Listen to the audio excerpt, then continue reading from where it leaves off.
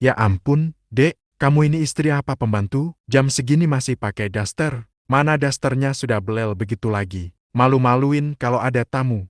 Suara bariton Mas Dimas menggelegar di ruang tamu. Aku yang sedang mengepel lantai hanya bisa menghela napas panjang. Aku menatap daster batik kesayanganku. Memang warnanya sudah agak pudar dan ada sedikit sobekan di bagian ketiak, tapi ini daster paling nyaman dan adem. Lagi pula, aku seharian di rumah mengurus keperluan Mas Dimas dan ibu mertua. Buat apa pakai gaun pesta? Aku menegakkan badan, memeras kain pel. Mas sudah pulang? Kok tumben cepat? Mau aku buatkan teh? Dimas mendengus kasar, menatapku dengan tatapan. Jijik dari ujung rambut yang dicepol. Asal-asalan sampai ujung. Kaki yang basah kena air pel. Nggak usah sok perhatian, cibirnya. Minggir, aku bawa tamu penting. Jangan sampai bau bawang di badanmu itu kecium sama dia. Dimas bergeser, dan di belakangnya muncul seorang wanita. Cantik, langsing, memakai blazer kerja yang pas badan, rok span di atas lutut, dan sepatu hak tinggi yang mengkilap. Rambutnya di-blow sempurna, wangi parfum mahalnya langsung memenuhi ruangan, mengalahkan bau pembersih lantaiku. "Halo Bu, Sinta ya?" Sapa wanita itu sambil tersenyum miring. Matanya meneliteri penampilanku dari atas ke bawah dengan tatapan merendahkan. "Saya Bella, manajer baru di divisi Pak Dimas." "Tuh lihat Bella," kata Dimas sambil merangkul pinggang wanita itu tanpa malu-malu di depanku. Dia ini wanita berkelas. Pintar, wangi, karirnya cemerlang. Nggak kayak kamu. Tiap hari kerjanya cuma ngabisin uang belanja buat beli ikan asin. Hatiku nyeri. Uang belanja? Mas Dimas cuma memberiku 50.000. Sehari untuk makan 3 orang termasuk ibunya yang rewel. Kalau bukan karena aku diam-diam memakai uang tabungan pribadiku, mereka pasti cuma makan nasi garam. "Mas, tolong jaga bicaramu di depan tamu," kataku pelan, berusaha tetap sabar. "Loh kenapa? Memang fakta kan?" Timpal bu mertua yang tiba-tiba keluar dari kamar. Dia langsung menghampiri Bella, memegang tangan wanita itu dengan akrab. "Wah, ini nak Bella ya? Cantik sekali." Persis seperti yang diceritakan, Dimas. Ini baru cocok jadi pendamping pimpinan perusahaan. Nggak kayak yang Onoh bikin sepet mata. Mereka bertiga tertawa. Tawa yang menusuk gendang telingaku. Bella tersenyum manis pada mertuaku. "Ibu bisa saja." "Oh iya, besok kan ada rapat umum pemegang saham RUPS di kantor pusat. Katanya komisaris utama yang misterius itu bakal datang loh Mas Dimas." "Iya Bel," jawab Dimas antusias. "Aku penasaran banget. Katanya pemilik saham mayoritas perusahaan kita itu orangnya sangat low profile. Aku harus tampil sempurna besok. Siapa tahu aku dipromosikan jadi direktur kalau bisa ambil hati si Big Boss." Dimas lalu menoleh padaku dengan wajah galak. "Hei Sinta, setrikain kemeja kerjaku yang warna biru dongker sekarang. Awas kalau ada kusut sedikit. Besok aku mau ketemu orang paling penting di perusahaan. Jangan sampai kamu bikin aku malu." Aku menatap mereka bertiga yang sedang asyik mengobrol di sofa, mengabaikanku seperti debu. Mereka tidak tahu, mereka benar-benar tidak tahu. Komisaris utama yang misterius itu, Big Boss yang besok sangat ingin mereka temui itu, adalah wanita berdaster yang baru saja mereka hina bau bawang. Aku tersenyum tipis sambil membawa ember pel ke belakang. "Baik Mas," gumamku pelan. "Akan kusetrika kemejamu selicin mungkin. Supaya besok kamu terlihat rapi saat aku tendang dari perusahaanku." Pagi itu rumah terasa sangat sibuk. Dimas sudah rapi dengan kemeja biru dongker yang kusetrika licin tadi malam. Dia berdiri di depan cermin, merapikan rambutnya berkali-kali. Wangi parfumnya menyengat, parfum mahal yang kutahu pasti hadiah dari Bella, karena uang gaji Dimas tidak akan cukup membelinya. "Ingat Yasin," kata Dimas sambil memasang sepatu pantofelnya. "Hari ini jangan telepon-telepon aku. Jangan SMS tanya kapan pulang. Aku harus fokus. Kalau komisaris utama lihat kinerjaku bagus, gajiku naik, dan aku bisa beli rumah baru." Dia menatapku yang masih memakai daster, sengaja kupakai lagi pagi. "Ini untuk menjaga penyamaran. Rumah baru buat aku dan ibu. Kamu, ya tetap di sini aja jagain rumah tua ini. Kamu kan nggak level tinggal di kelas termewah." Ibu mertua muncul dari dapur sambil membawa bekal makan siang. "Hati-hati ya anakku sayang. Pikat hati bos besarmu itu. Tunjukkan kalau kamu manajer paling hebat." "Pasti Bu." Dimas mencium tangan ibunya, lalu melengos melewatiku begitu saja tanpa pamit. Mobil jatah kantornya menderu keluar garasi, membawa serta mimpi-mimpi kosongnya. Begitu gerbang tertutup, senyum di wajahku hilang. Postur tubuhku yang tadinya membungkuk lelah, kini tegak. Tatapanku yang sayu berubah tajam. Aku berjalan masuk ke kamar tidur utama, mengunci pintu dari dalam. Aku menuju lemari pakaian tua di sudut kamar. Di balik tumpukan baju daster dan kaos oblong itu ada sebuah panel rahasia. Aku menggesernya. Di dalamnya tergantung deretan pakaian kerja desainer ternama.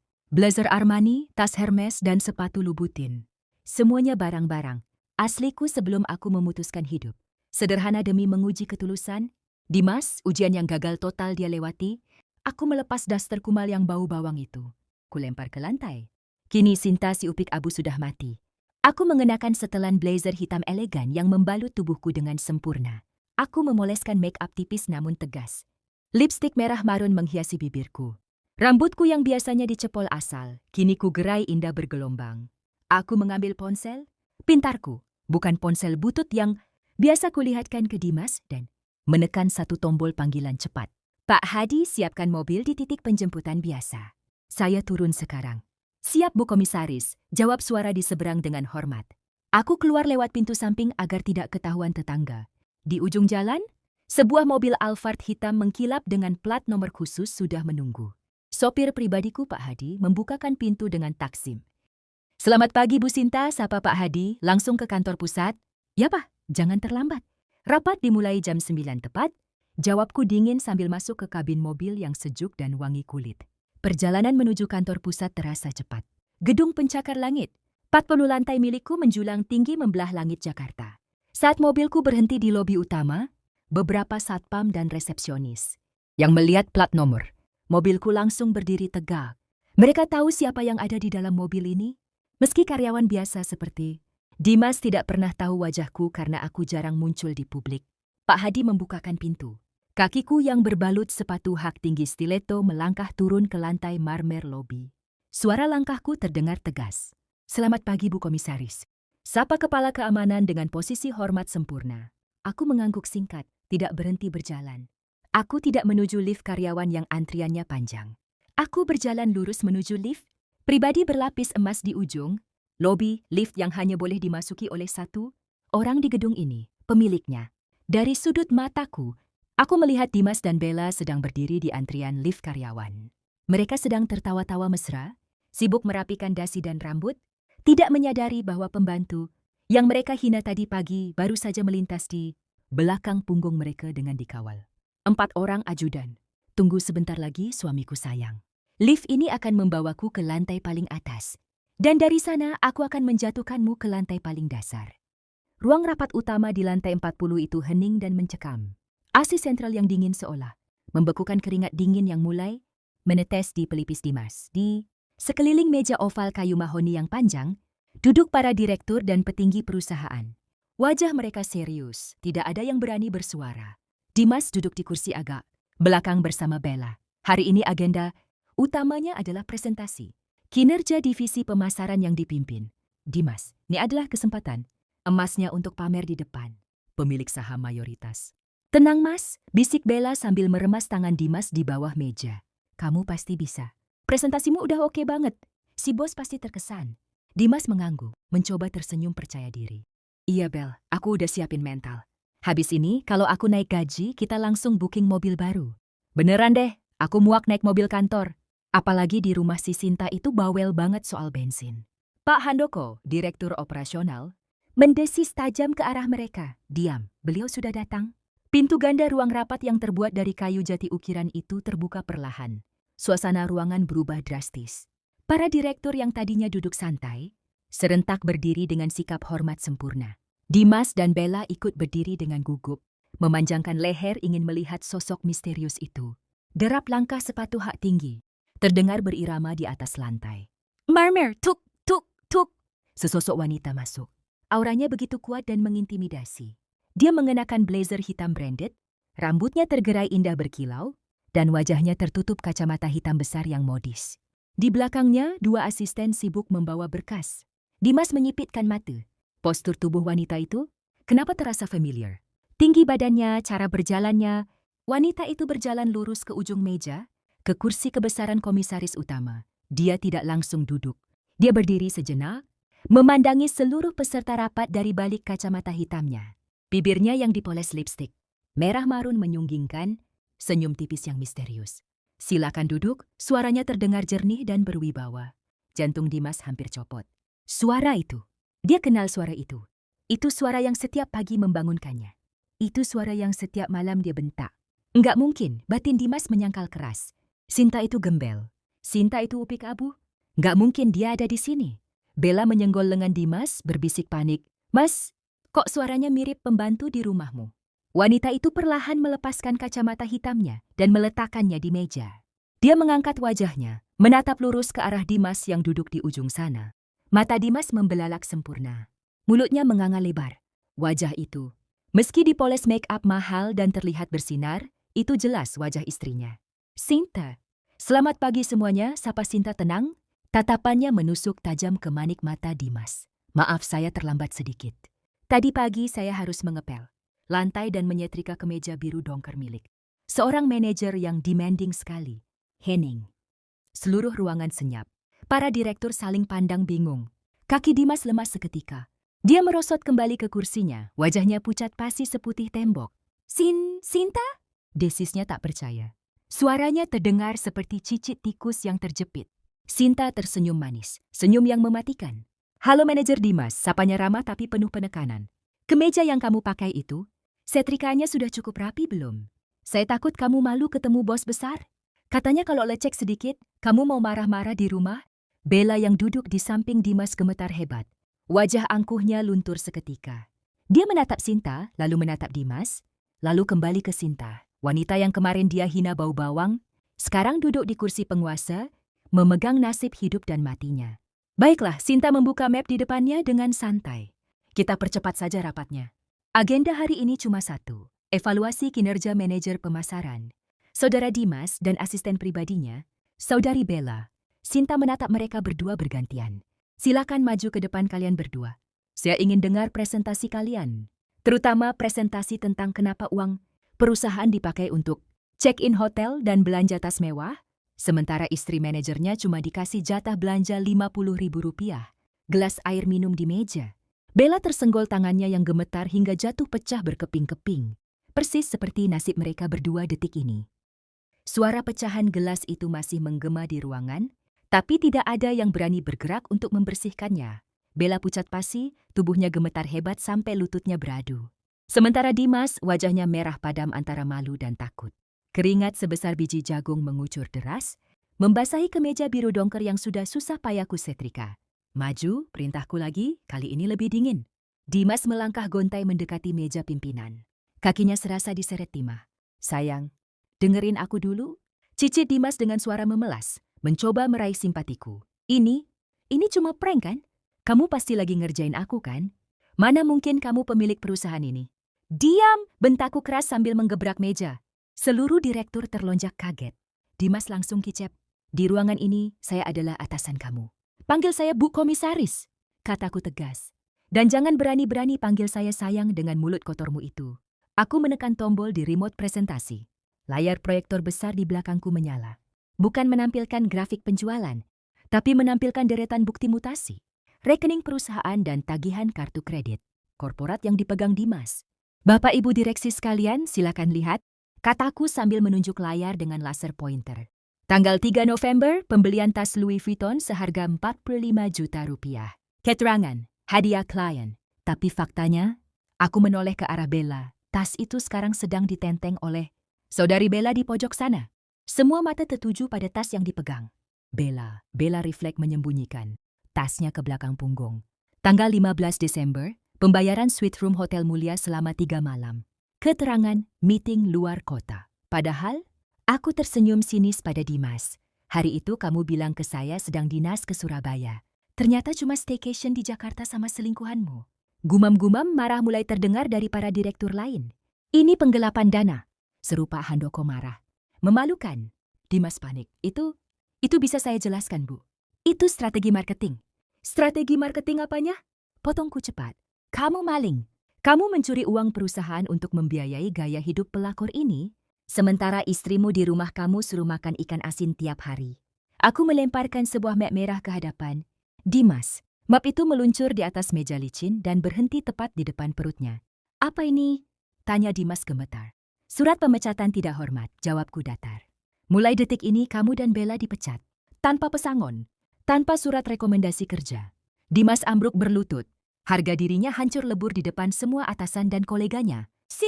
Bu, tolong jangan begini. Dimas merangkak mendekati kursiku, mencoba memegang ujung blazerku. Dia menangis. Saya punya cicilan banyak, Bu. Ibu saya sakit-sakitan. Kalau saya dipecat, kami makan apa? Tolonglah, kita kan suami istri. Aku menendang tangannya yang mencoba menyentuhku. Jijik. Suami istri? Aku tertawa hambar. Tadi pagi kamu bilang saya cuma pembantu yang bau bawang. Kamu bilang saya nggak level sama kamu. Sekarang kamu ngemis-ngemis? Aku menoleh ke kepala keamanan yang berdiri siaga di pintu. Pak Satpam, siap Bu. Seret dua orang ini keluar dari gedung saya sekarang juga, perintahku tanpa ampun. Lucuti ID card mereka. Sita mobil dinas yang dipakai Dimas, itu aset kantor. Sita juga HP dan laptop inventaris. Siap laksanakan. Dua satpam berbadan kekar langsung maju. Mereka mencengkeram lengan Dimas dan Bella. Lepasin, saya manajer di sini. Teriak Dimas meronta-ronta saat diseret paksa. Mantan manajer, Pak.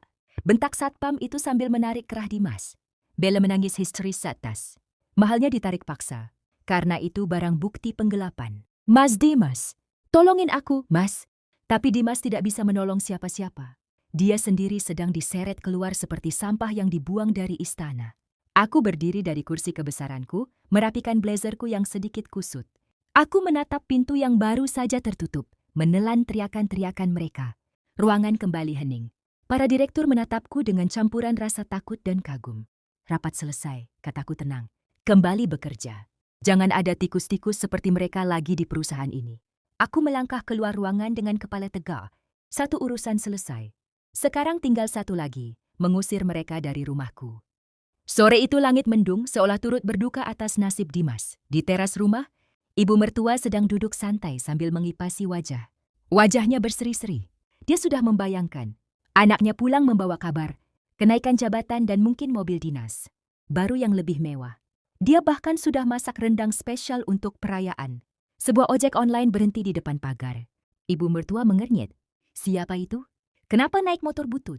Betapa kagetnya dia saat melihat Dimas turun dari boncengan motor itu. Kemeja biru dongkernya kusut masai, dasinya hilang, dan wajahnya sembab seperti habis menangis seharian. Tidak ada mobil kantor. Tidak ada wibawa. Loh, Dimas? Ibu mertua lari tergopo-gopo membuka pagar mobil kamu mana, Nak? Kok pulang naik ojek? Kenapa kucel begini? Mana si Bella?